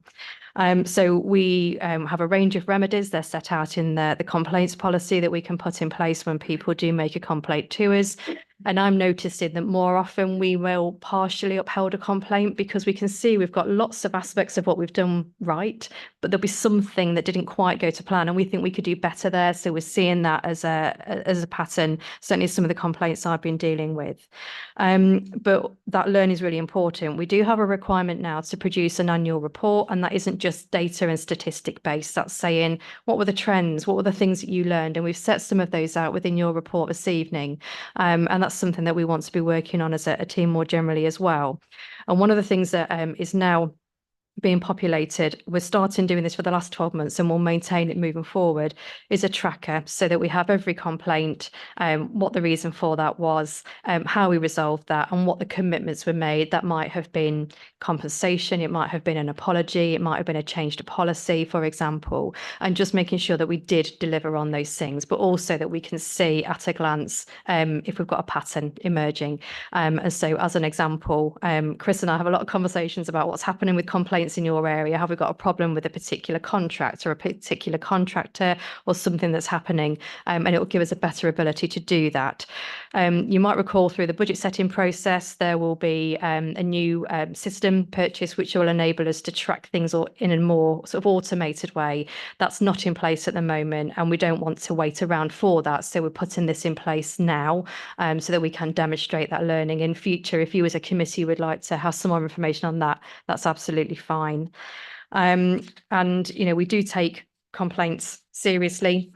Within the portfolio holder responsibilities, Councillor Glancy is a portfolio holder with responsibility for complaints. And one of the requirements of the Ombudsman is to have a member designated as the responsible member for complaints. So Councillor Glancy has that also explicitly within her portfolio. In terms of remedies and resolving complaints, we can offer a range of things, as I said earlier, and it's important that we use that as a learning experience. And as far as possible, we're trying to put customers back to that point where they wouldn't have been at a disadvantage, you know, whatever that might look like. And it looks different in every case. And, you know, and I've seen a whole range of things that are in place there. Something that's quite interesting, and again, it gives me some comfort around us upholding or partially upholding more complaints, is one of the things that the Ombudsman will look for if a complaint makes its way to them is, did we accept that we got something wrong and what did we do about it? So sometimes the outcome will be, yes, as a council, you got that wrong, but you'd already put a reasonable redress in place. So those things are really important. Where landlords in particular are not doing this, you start to see the really big fines and the sort of the requirements for compensation that's being requested by the Ombudsman. So getting it right internally is really important. So in terms of moving forward, as I say, we've got the tracking processes. We will have that complaint management system, which will be really helpful because things are very spreadsheet based at the moment. They require a lot of manual interventions. So that will really help everybody and it will make reporting much easier for us in the future as well. And what we've noticed is that actually some of the way in which we record sort of categorization of complaints is outdated now. And we need to have the ability to be a bit more dynamic around that. So we'll make some improvements around that. We already, particularly within housing, because of the statutory nature of what we need to do, we do review the trends, but we'll be able to do that across the board and we'll be able to report and have that monitoring in place more frequently. So again, as a committee, if you want more information about that, you'll be able to have that. The other thing, as I mentioned earlier, is we have a requirement to produce an annual complaint performance and crucially a service improvement report. And this will be for scrutiny and challenge. And it's really important that we can demonstrate what's different as a result of what's happened with complaints. We've got the annual self-assessment that we will do again by the 30th of June. We will do the analysis of the numbers, how we've resolved complaints, at what stage we resolved them, and anything that people try to raise as a complaint that we didn't accept. There are some things that are outside of the scope of our complaints policy. And if we don't accept something as a complaint, we need to be clear why and give people a route to challenge that if they would want to. You will have seen us come to Scrutiny Committee previously with the annual report from the Housing Ombudsman, and we want to be really transparent about anything that does make its way to the Ombudsman and the findings there. And so what we're also trying to do is make sure we just align the timings of reports, because what we found is sometimes we're a bit out of sync. So the period that we will report on might be slightly different. So for example, if a complaint is made to us in one particular financial year, but then it makes its way to the Ombudsman in the next one, that caused some data integrity challenges for us, if you recall recently. So lots of work in the background to try and sort of streamline and align all of that. But be in no doubt that this is a corporate endeavour and something we deal with across the board, hence why you've got so many of us in the room again this evening. So I've talked about the tracker already. We're really looking forward to having this, and it won't just give us benefit around complaints. It will also help us to manage things like freedom of information requests, subject access requests. All of these things are really important that we keep on top of, and that again we can analyse what's coming through those sorts of things. So that will be a really big development and improvement in the future. And of course, that also sits alongside a new performance management system. So it will really strengthen the way in which we manage our performance more generally. So in terms of responsibility for complaints, we are required to have a person responsible. And this is where we've had to do some work to try and manage the slight differences between the Housing Ombudsman expectation and the Local Government Social Care Ombudsman expectation, because we want one policy that works for us corporately, but really responds to all of those requirements. And we're not big enough as an organisation to have a specific team whose job it is to manage complaints. So this is managed much more through a kind of a shared approach, and we have that set out, and the Housing Ombudsman has checked that and worked with us to make sure that that meets their requirements. In terms of the Ombudsman, we have slightly different arrangements. So Tom is our link officer, along with Clive, into the Housing Ombudsman. And there's now a new portal which allows us to interact with the Ombudsman in a much more straightforward way than we have done previously. And as I said earlier, Councillor Glancy is the lucky member who has responsibility for supporting and overseeing the way in which we manage complaints. And it really feels like this is taking on more and more significance as time goes on, particularly with those housing changes. And one thing I'm really mindful of is you'll hear us talk a lot about housing in the context of complaints for obvious reasons. But, you know, we do get complaints across the board, across the council, and we mustn't lose sight of that bigger picture as well. So something we're very mindful of, although I'm very aware that just because of the nature of the services, housing and the requirements of the Housing Ombudsman tend to dominate some of those conversations. So I guess at the end, I'll just sort of bring it back to the fact that this is a corporate piece, not a housing piece, and welcome any questions. Thank you. Okay, thank you very much for that, Martin and Michelle. We're being invited as a committee to consider not just the presentation, obviously, but the report you've had with the papers, and to decide whether there are any particular comments we want to submit to Cabinet relating to both. So open to that, and I'll ask Councillor Thwaites to start. Thank you, and as the person that asked for this to come to scrutiny, thank you for all the work and the report that's been put together.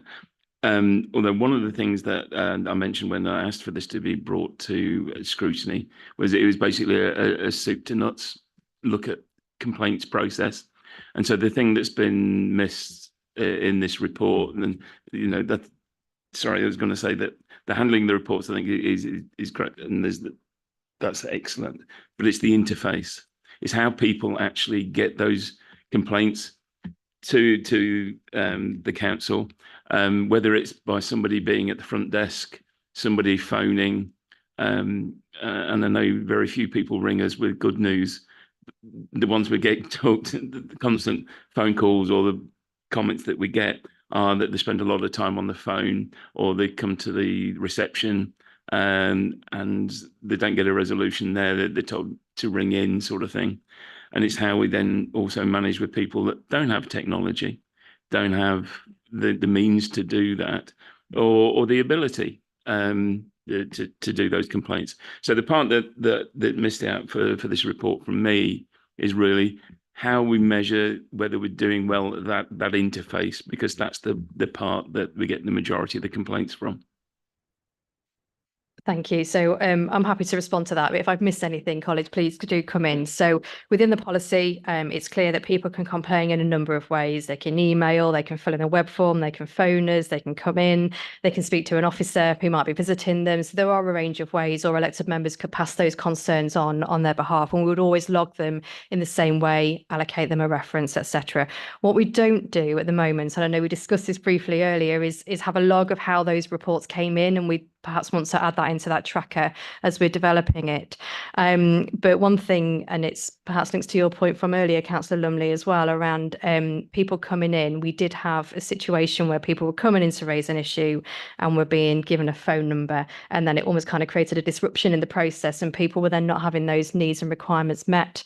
We have made a change that was trialled initially, and the team are feeling confident that that is working effectively, where now, as well as having our colleague on reception, we now also have a customer liaison officer in one of the private rooms, and that is Monday to Friday, 9 till 12:30, and then 2 till 4:30.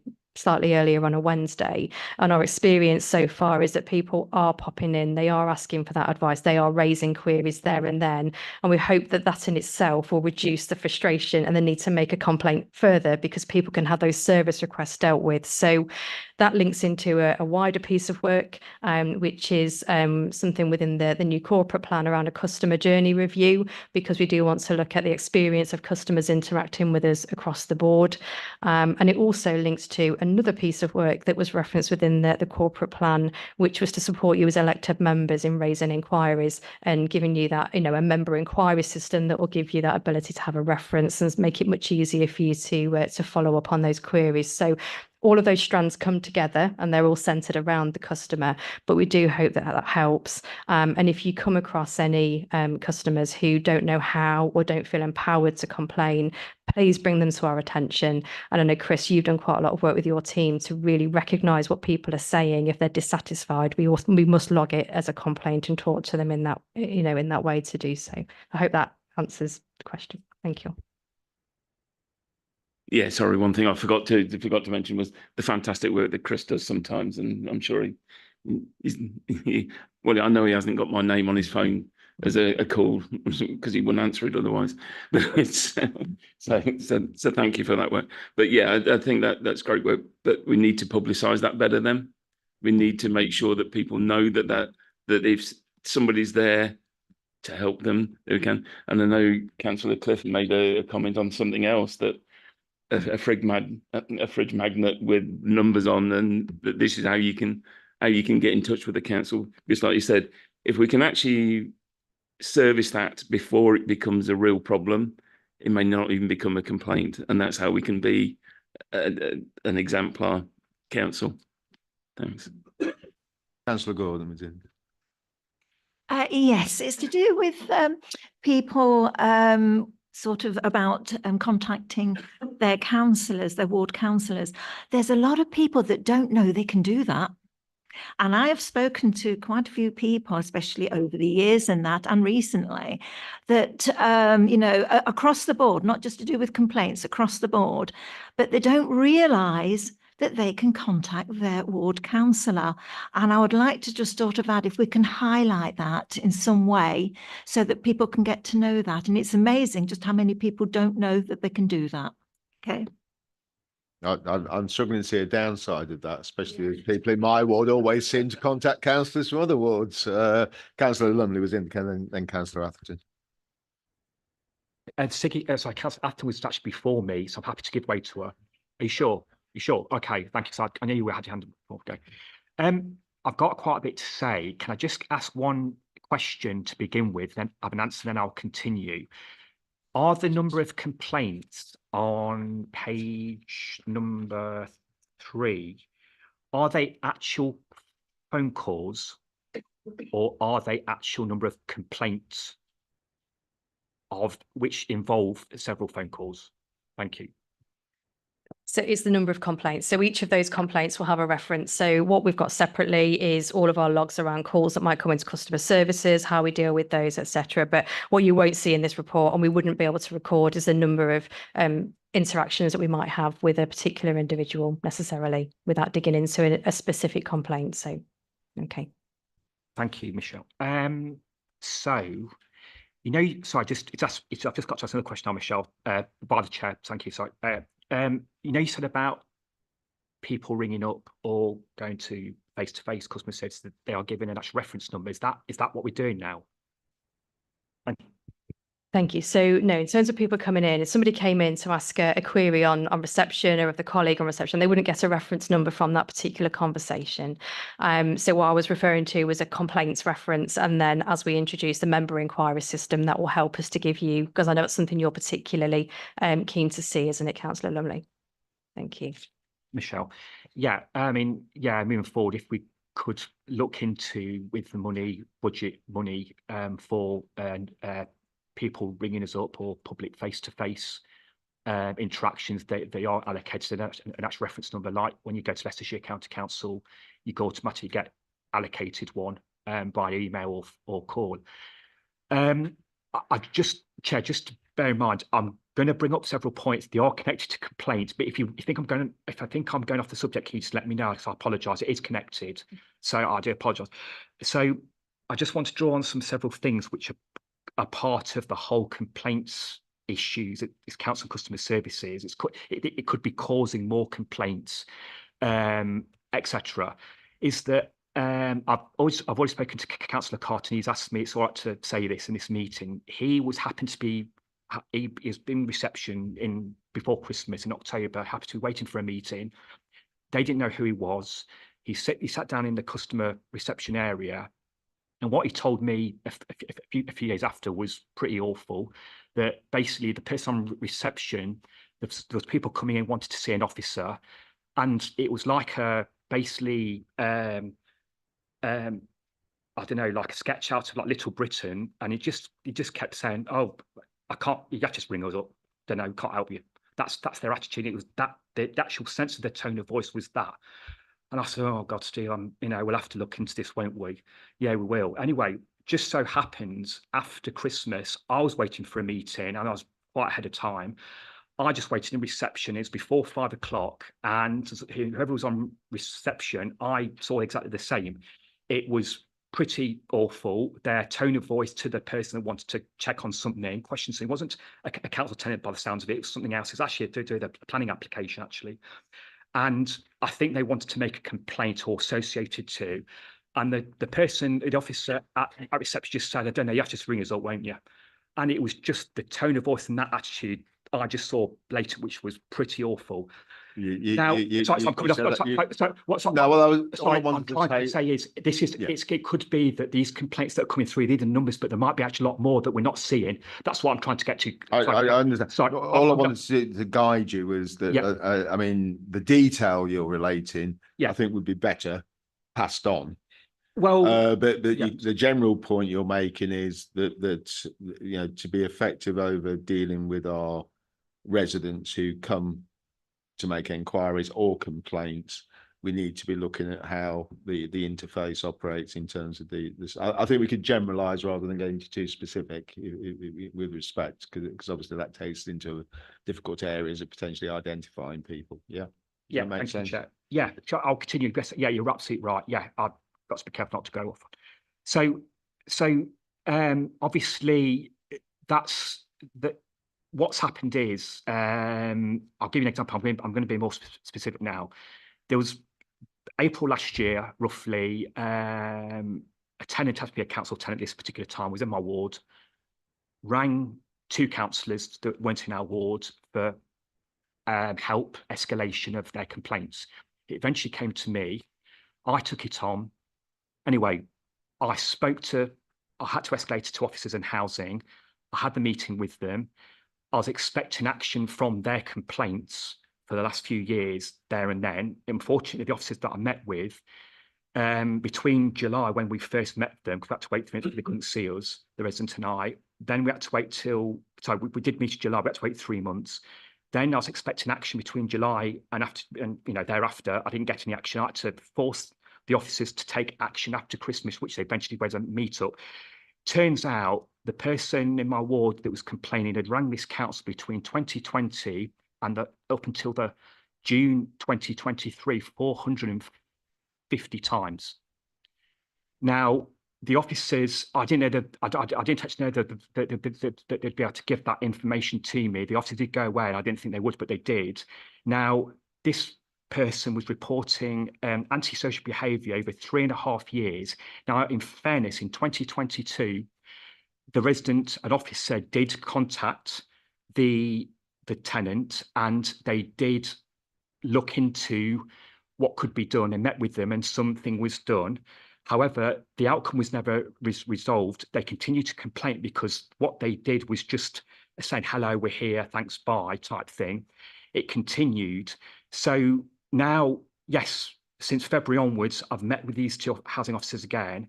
There is action being taken now, proper action. There's been quite a lot of action in the last few weeks. I don't know whether it's because I've been raising this in this committee, I don't know. There's quite a lot, which I'm very pleased about. But this is my issue, is that when you look at these graphs, it seems like, we're fairly in control of our complaints, but, we're actually not.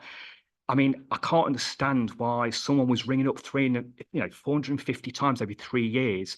And afterwards, the officers have now said to me, Simon, this is what we've done now to take action. So this won't happen again. Well, I heard this same thing last year. I heard from what I complained last year when I was in the last administration was the year before. I keep hearing the same things every year. I've met with the director, met the chief executive. Nothing seems to improve. It's in here, it's one ear and out the other. And by the way, it's not involving actual money, political decision money, whoever's in power to put money into that. It's about officer, looking into officer and seeing what we can do with officer response. I will say Chris is here, and I'm not just saying because Chris is here, but Chris has been very good, because if you email housing repairs at melton.gov.uk, it doesn't work. People, not one person replied back, so I have to go to Chris to reply back. He then replies back, Chris, and Chris is very good. He gets to going. But once again, these inbox emails that we've created still don't work. This is tied in with the fact that for the last few years, I keep on saying this to chief executive, to directors and others. Sorry, just bear with it. To do the complaints, I've said about our own property is not being maintained properly. Our car parks, if I had to raise that, it would never have been sorted out. I've been raised other things in the last few weeks which are in a very poor condition. One gentleman in my ward called me 2 weeks ago. He lives in him and his wife and his children live in quite a big property in my ward, not council tenants. They said last year, Simon, last June, we rang the council saying all of the seat benches around the town are in a poor condition. They said, thank you for letting us know by. No, obviously, updates since then. 6 to 9 months has gone past. He's then come to me as a councillor and said, Simon, do you know your seat benches are in such a bad way? So I'll go and look at them. He said, Simon, I'll tell you now, one on Thorpe Road, which is in my ward, there's one part of it was about to collapse, and it'd been reported. This one, I'm saying, there's complaints, they're not being looked into.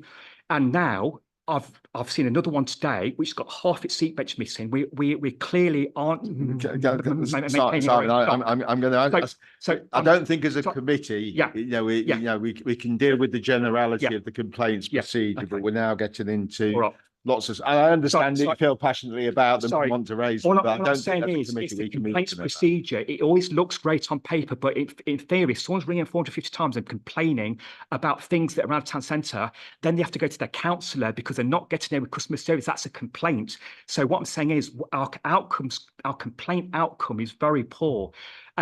We don't seem to get people say to me on a regular basis, Simon, people just don't get back to. I've raised a very complex issue, and 3 months later they're waiting sort of, give them 3 months. There's no response, and then they go to a counsellor. So it's just this constant thing all the time, and it is a mess. And I have to say, with the whole customer services fiasco, the whole people seeing people face to face, it was scrapped, then it was on again, then it was scrapped again. Last week, someone said to me, Simon, I came into customer services to have a complaint about something. They said, we can't see anybody because all of our IT systems are down. What about a pen and paper? There isn't any common sense. And I have to say this, I feel the whole SLT, this council, has lost part control of this council now. I'm sorry. And I have to say, I think we actually need like a whole new SLT team, because I don't think. I think now we're moving into territory that's inappropriate for this committee, Simon. Sorry. I understand you feel passionate about can I tell you that part of what you're saying that we do want the feedback is that there needs to be some measure in the figures forgive me, Sorry. some measuring the figures about resolution of complaints. We've got statistics here on how many complaints. Perhaps we could judge better the extent to which there is or isn't a problem in resolving complaints if we actually had closure information around complaints. Does that make sense? So trying to pick up on the issues you're pursuing. Thank you. So, Councillor Lumley, I'm going to come back on some of the points that you've raised, and I do want to just also comment on the professionalism of the teams who genuinely care about the customers that we serve and the work that we do. In terms of the issues that you've raised around the experience in the reception area, I've explained already the changes that have been made to the way in which we have some colleagues now on reception so that they can better deal with those inquiries. And I've had some really positive feedback from councillors and customers about that arrangement, and we continue to keep that under review. In terms of any tenant-specific cases, it's not appropriate to discuss those this evening. And if there are any really problematic cases, I have no issue with us carrying out a full review of those individual cases. What I will also say is if you do have individual cases where you feel that this council has failed to respond to repeated telephone calls into our switchboard, let us know. Let us know the telephone number, because we track them and we track the telephone calls and we listen to the recordings. So, we've done that on a number of complaints to be able to get really under the skin of how many times has a tenant called and what have we done as a result of that. So I've no issue with that. There is absolute transparency around the way in which we handle those matters. Any issues around emailing into generic email groups, you've raised that. So Chris, I'll ask that you just take that away just to make sure that we do look into that individually. But we do have service standards, and we just need to make sure that we're committing to responding in the time that we should. And if there is a genuine issue there, then I would want us to be addressing that. You've raised the issue of benches, which I don't think is appropriate to go into the detail this evening, but I am aware of some dialogue which has resulted in improvements being made to things within the town centre. But what I wanted to focus on more so actually, and I think perhaps a request from me to you, if that's okay, Councillor Lumley, for your involvement, is the customer journey review that I referred to earlier on. So this is a piece of work that's been committed to corporately. It is looking at customer journey, not the customer service team, but customer journey as a whole, and looking at how we can best improve this within a new framework. And again, Councillor Glancy will be supporting directly with this. And it'd be really good. That is an appropriate place to feed in some real examples of what's happening or what's worked well and not worked well. And we can look at how we might improve that journey. And, we're going to do that best if we can work collaboratively to do so. So more than happy to take those specifics outside of this meeting. Where somebody raises a complaint, we log it as a complaint. We deal with it within the framework of the policy, and I'm confident in that. But if there are specific cases where you feel that's not been done, we need to have a discussion about that. One of the areas that I think has perhaps been a little less clear previously is where members are engaging with us on behalf of a tenant. And I think the point that Martin made earlier about being able to advocate on behalf of somebody formally within the complaints framework is probably helpful. So where a resident is asking you to do that on their behalf, perhaps that helps give that clarity, which is perhaps lacking at the moment. And I think that's maybe where some of that frustration has come from. But, I absolutely clear that we take this seriously, and I stand by the numbers and the integrity with which we operate. The point about being able to monitor outcomes is a really important one, and if it's something you wanted to see come back to this committee in time, then no issue with that at all. Thank you. Councillor Atherton. Thank you. To put it on a more positive note, one of our residents on our ward phoned up to complain, and she was informed you can do it via internet, but they also told her if you can't do, because you can't do the internet, you can come and speak to us in person, which she did do, and it was solved straight away. On the other one, somebody on Christmas Eve, somebody had a water burst in the bathroom. The council sent somebody out on Christmas Eve and had it fixed. So there are positive sides as well as maybe things that need working on. So I think we need to keep things in balance. Thank you for that. Does anyone wish to raise any other? As always, I've got a couple of questions, but the other members of the committee. Could I just ask, I mean, one of the things that always concerns me, I mean, I'm not a great fan of the use of the word complaint inappropriately. And just because someone phones up saying, I need something doing, doesn't mean that's necessarily a complaint. If we then go away and immediately do it, a bit like the Christmas Eve example. So I just wonder whether in terms of we've got overall numbers of complaints, but those could be degrees. And I was jotting down. So I remember, a council tenant phones up saying, I've got a leak in tap. And they could then follow up with a complaint saying, well, I've reported the repair, but I've had no further action. To which the response is we take action. Or I've called up, I was told the repair would be undertaken within a certain time, but no one has come and done it. Or there could be someone came and did it, and now my whole house is flooded because they did such a bad job. So the actual degree of seriousness of the complaint, if you like, can be very variable. But there's nothing in these statistics to help us understand. Because clearly, other than we've got a list saying that some people have received compensation, which suggests that the complaint was more serious. I just wonder if there's any way of identifying the nature of complaints. Because if someone phones up saying something's not right and we solve it straight away, I think that's less of an issue than if we're failing to solve it over a long period of time. I think that's a really, really good point. I think putting this data in context is helpful, isn't it? And it's maybe something we can look to add in on the members bulletin or some periodic updates. I know we do some stuff around housing already on that. Just to put it in context, I've got the February data in front of me. 7,874 contacts this council received in February, 82 of which were dealt with at the point of contact. So someone's called us, spoken to us with a particular issue or concern. 82% of them are handled effectively and to the customer satisfaction at that first point of contact. So the things that obviously then persist after that obviously can be more complicated, and there may be issues then and complaints arise from them. But that just puts in terms of the number of complaints we get into the scale of context. So I think perhaps that broader, richer picture on an ongoing basis for members to be able to monitor and just keep a track on may well be useful. Well, I would certainly find that useful, and I think it's about being able to focus on when we're really falling down, rather than thinking we've got a bigger problem than we have potentially. My other question, it's really about what I can't call vexatious complaints now, the unreasonably persistent complaints. And in a sense, drawing on my previous life and my career, there will always be people who are unreasonable. We still have to deal with their complaints. We still have to deal with them. But at the same time, there's got to be a balance in terms of drawing a line.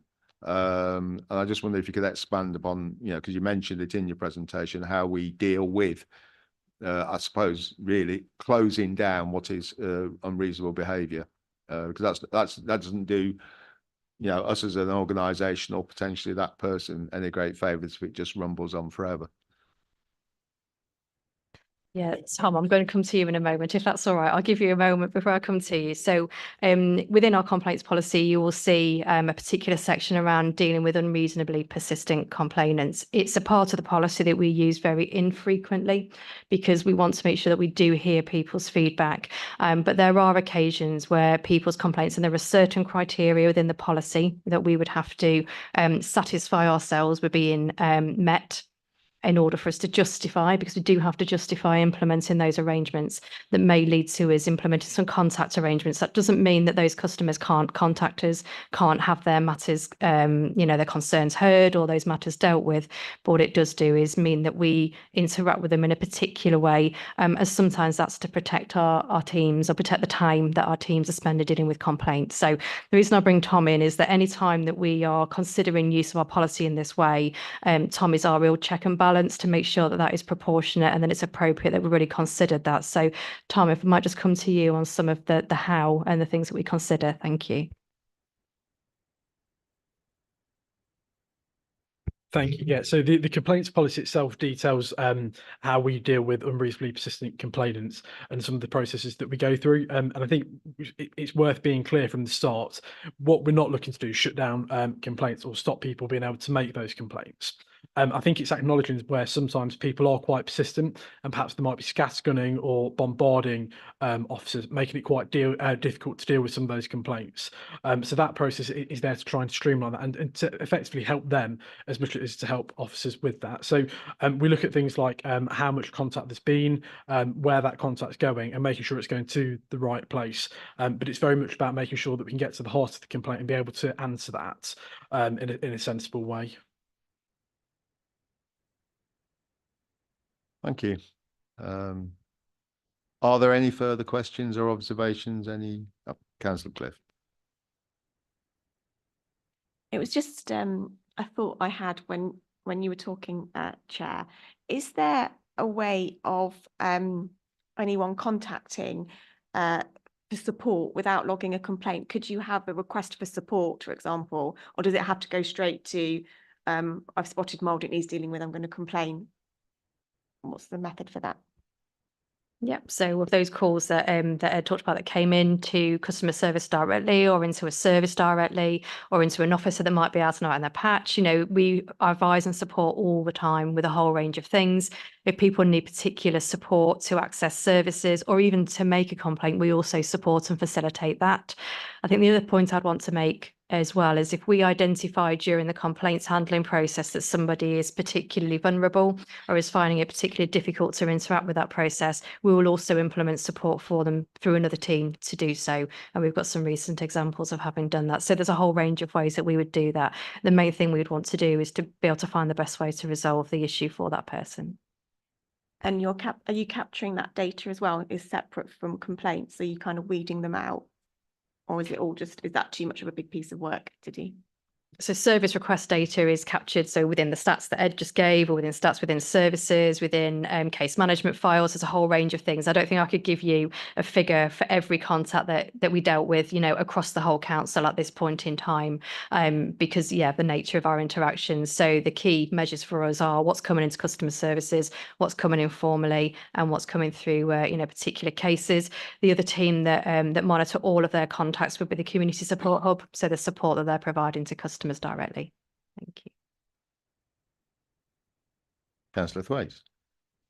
Yeah, it's just one final thing that we were talking about, how people can communicate with the council. That maybe it's something we should look at as a project at the moment, to go through to put out how people can be in contact with the council, and to take up Councillor Gordon's point, the councillor surgery that we have, to include that as part of that process as well, so that people can actually see how can they contact the council and where is it appropriate and how they can do it, and especially the things they were just talking about, where they can get help and how they can be helped to do that. So if a lot of people are frightened of authorities, and making sure we publicise that and the team actually put that out, I think would be very useful.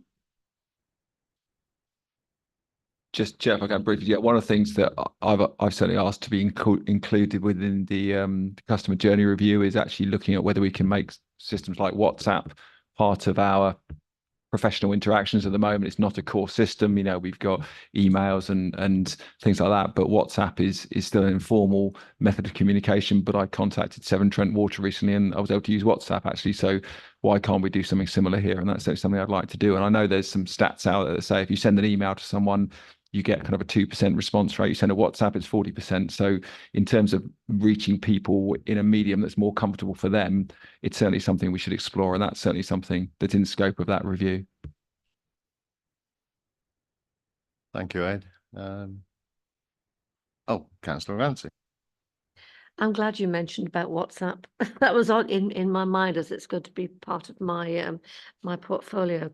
But just generally, as the member responsible for the complaints, I can confirm commitment to deal efficiently and effectively to resolve complaints, and to also learn from the complaints. I see, I think we all see those, officers and members see those as an opportunity to learn, to ensure we use this information to improve our service. As the presentation, we saw that several systems and processes have been planned, which will help to improve our systems and our service to our residents and customers. The thing here is how we deal with complaints, how we resolve them and the time it takes, but also what we can do to avoid complaints. And that's why the revised customer feedback and complaints policy is an integral part of this council's new policy. So I would just like to thank officers for drafting that policy and for it to actually come to fruition. And we all need to work together to help to resolve. But Simon, if you want to come and have a word with me about anything that you think is very relevant, I'm always here to talk to. Okay, thank you. Thank you for that. I'm assuming there are no further contributions. I'd like to thank the officers and the portfolio holder for being here tonight and presenting the report. I certainly think in terms of our feedback from this committee, the key things that have come out are improving how we communicate and the mechanisms for doing that and facilitating people doing it. But I hope also, from one or two of the comments that have been made, to actually not see complaints, not to I was going to say, I'm not saying don't encourage complaints, but not to make into a complaint something that's not a complaint. Does that make sense? And I think there is that tendency to easily do that. If somebody, I was unhappy with Direct Line Insurance yesterday, but I didn't complain. I was just unhappy because they charge you a cancellation fee. It doesn't mean, I could then send off a complaint, but it wouldn't be a legitimate complaint because it's in the contract I signed. So it's important to keep on top of giving the best service first off, that people are actually satisfied with. And the fact that people come to us unhappy doesn't necessarily mean they're going to go away as a complainant. And I think that ought to be part of what we're saying, within this procedure. Right, thank you very much. That concludes the business for tonight, as I've not been notified of any urgent business. So good night.